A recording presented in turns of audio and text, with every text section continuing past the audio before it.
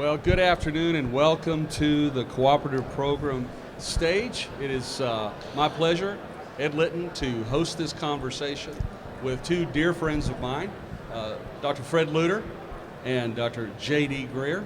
And we have some commonalities, some things we have in common. And with those commonalities, let's take a minute to just talk about, as former presidents of the SBC, and the former is a really sweet statement. Yes, it is. Our view of the cooperative program. How have you been encouraged, Fred, by the cooperative program? Well, many people may not remember this or know this, but when I first started as a pastor in the Southern Baptist Convention, I started pastoring a mission church that was made possible and the things we were able to do because of the cooperative program. We had a mother church, Gentilly Baptist Church, who enabled us to do ministry in the hood where we were because of the funds from the cooperative program. And so when I became a pastor, when we became an autonomous church, I told our church how important it was for us, now that we're autonomous, to get back to the cooperative program. It's definitely worth it. That's awesome. JD? One of the things I heard about the Cathy family at Chick-fil-A is that they make all their kids work outside of Chick-fil-A before coming back to work within the family business. Oh, wow. And that's so they can appreciate the culture inside. That's good. Because when you grow up inside it, you sometimes take it for granted. And I think a lot of us who have grown up in the cooperative program don't realize the incredible benefit that it brings to sending missionaries, to getting theological training. I know all three of us are a product of that kind of generosity. Absolutely. I actually didn't grow up in the quad program technically up through high school because I was an independent Baptist, and I remember just the strain of people raising money constantly. And so I'm very proud to say, not in the sinful way of pride, but our church leads the state of North Carolina in its cooperative program giving. It's something we do enthusiastically, not as a way of duty, but because we believe in the agencies and the mission of the Southern Baptist Convention. Amen. I planted a church in 1987 in Tucson, Arizona, and the cooperative program made that absolutely possible. I could not have done that without the help of the cooperative program. No doubt about it. Love it ever since. Hey, what we want to talk about for a few moments is the issue of gospel-centered racial reconciliation in our churches. And Fred and I want to let you know we're part of hopefully a movement called the Unify Project, and we have a booth right over here. We encourage you to come by and visit our folks and talk to us about how you can be involved in your cities, be the heroes of making a difference in your city for gospel-centered racial reconciliation. And so we want to talk to JD about how a church leads to be reconciled in its community for the gospel's sake. So JD, you and I had a conversation early this year along with Brian Loritz, and hopefully I'll say more about that in a minute. But in that conversation, it was really fascinating to hear you guys explain Summit Church's strategy in reaching the community as it is, not just picking people that look like us, vote like us, and think like us. How would you explain that? Yeah, so one of the phrases we use is we say that we want to reflect the diversity of our community, and we want to proclaim the diversity of the kingdom.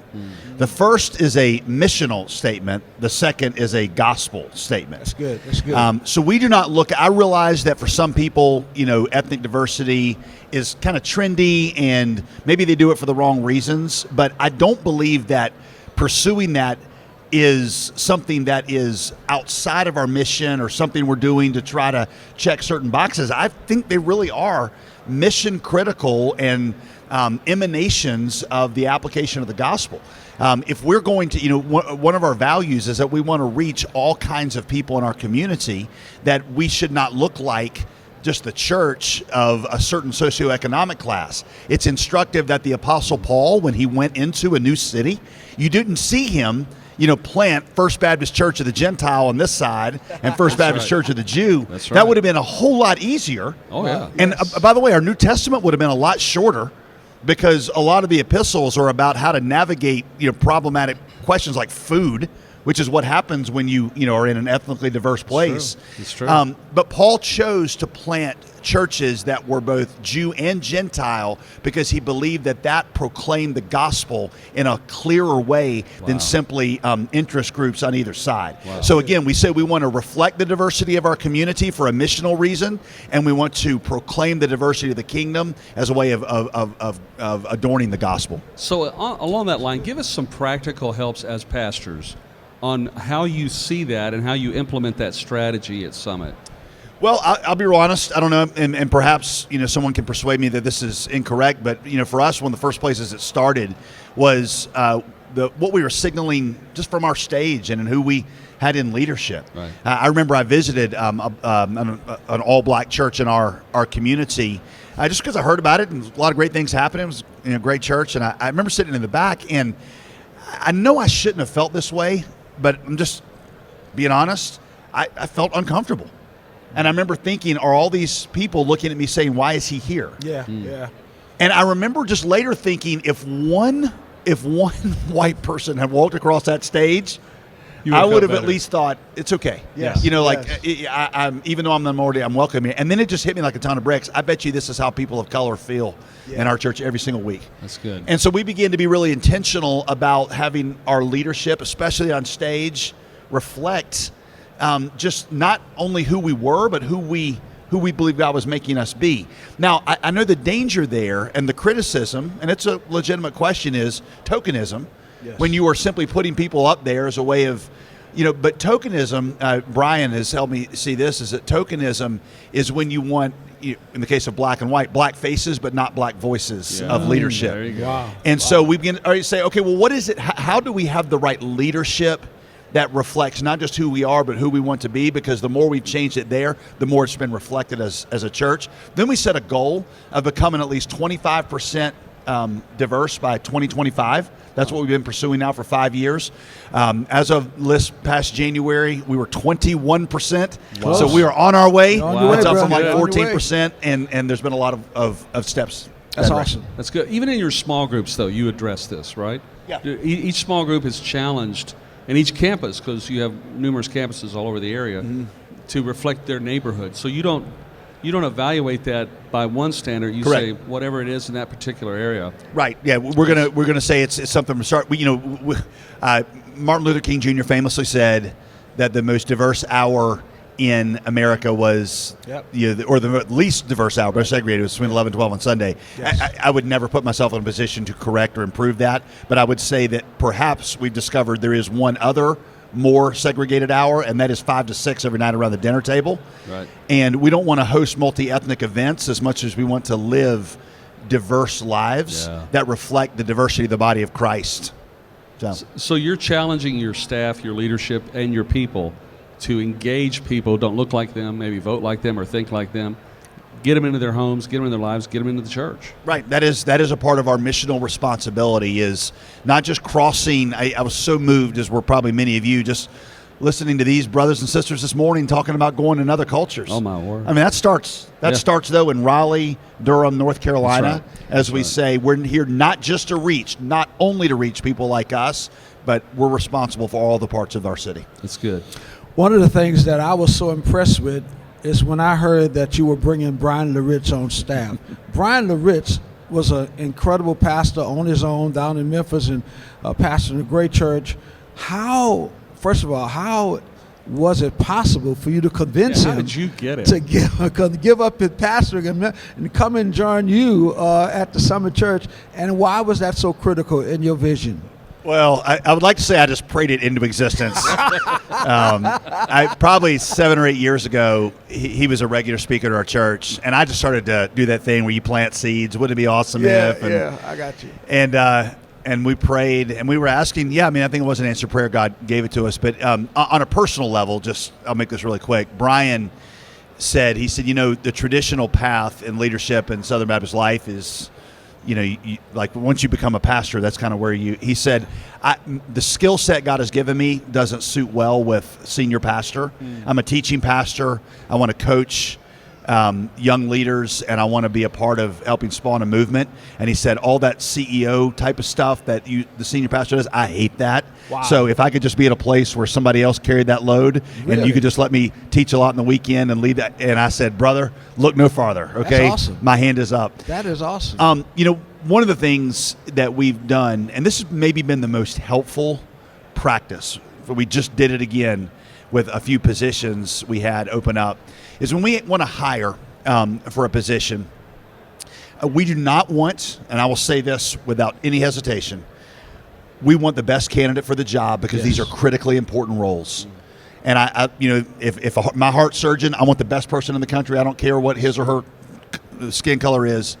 When it comes to our student pastor, I want the same thing. But what was happening is you hire out of your networks. Yes. And it meant that I would open it up and we'd have 11 white guys applying for this job. Well, there's just no people of color. There are tons of people of color that are qualified, in many cases more qualified than that group I had. I just didn't know how to access the networks. Right. So there were two things that we did. One was, the NFL has the Rooney Rule. Yeah. And I'm not endorsing the NFL in any shape, form, or fashion. But the NFL. Who that? That's right. The Rooney Rule is that you don't have to hire an African American coach, but you have to at least interview one. Right. So we started to say to our staff, hey, for each of these positions, you need to demonstrate that you've reached out into other networks. Right. You don't have to. If they're not the most qualified, you hire the one that's most qualified. But we want to expand our networks. The second part of that was more relational, of how, the way you get to know people is you go to where those people are and hang out. So the conferences we were going to, even locally, and Ed, you've really led at that, the relationships I have with other pastors in our community, that led to whole new networks that have provided some of the highest quality pastoral team members that we've ever had. Wow. And they are people of color. Not because we needed a person of color, but because that was the most qualified person for this job. Wow, that's awesome. That's all. I'll give you a hand. Amen. Which kind of leads to my next question about how important is hiring on staff and building a Revelation 5 and 9 where you every tribe, every village, every people, and you all pretty much said it in that. But so it's purposely. You purposely, when there's a position to fill out, you purposely want to look again not only because of a skin color, but make sure that they can qualify to do the business. So that's something you purposely do. Yeah, absolutely. And, I think those of us who grew up in majority churches don't realize how important it is until we're somewhere where we're not in the majority. Yeah. And I've actually learned about this a lot from white couples who've adopted a child and they're saying, hey, we also want role models, and that means people in leadership, because people, they're looking up to and thinking, this is who I am, and this person represents me.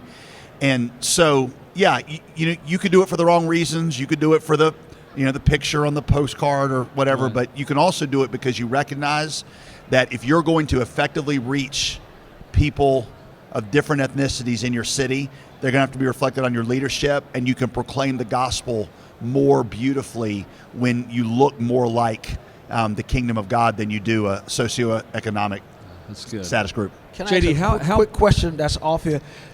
I know you embraced this. How was it possible to have your congregation to embrace it also? Because that's what I've seen. I've seen a lot of pastors, Anglo pastors, who want to embrace and reach more people of color, but their congregation is not ready for it. How did you pull that off?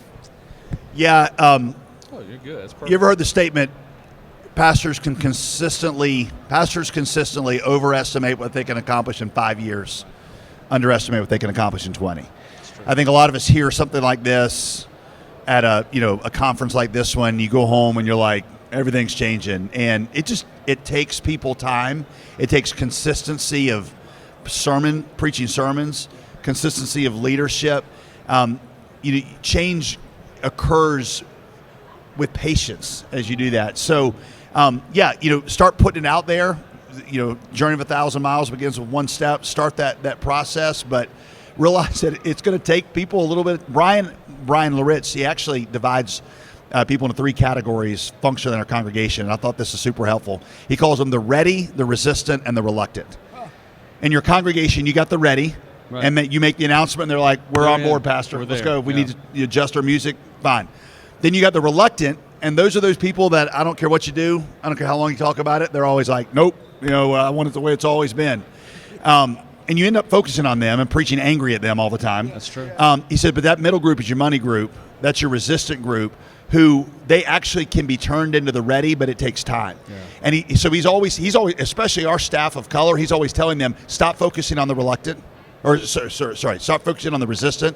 Let's all focus on the reluctant together, and let's move them along. And it's like any other thing of leadership, and you've probably heard this. 1 to 2 steps ahead of your congregation, you're a leader. 7 to 8 steps ahead, you're a martyr. And so, you got to sometimes go backwards and say, we're going to start here, and we're going to slowly move forward. Or a target. Yeah, or a target. Well, that's outstanding. Look, thank you for your time. And we just want to again tell you, we've had some resources at the unifyproject.org. Come visit us at our booth on the last road toward that corner. And we have resources to help you be the hero in your city. Start getting together with pastors, developing relationships across racial lines for the glory of God and the advancement of the gospel. And begin serving the Lord in your city with other people. And watch and see what God does. What a blessing. Thank you, Amen. guys. Thank you.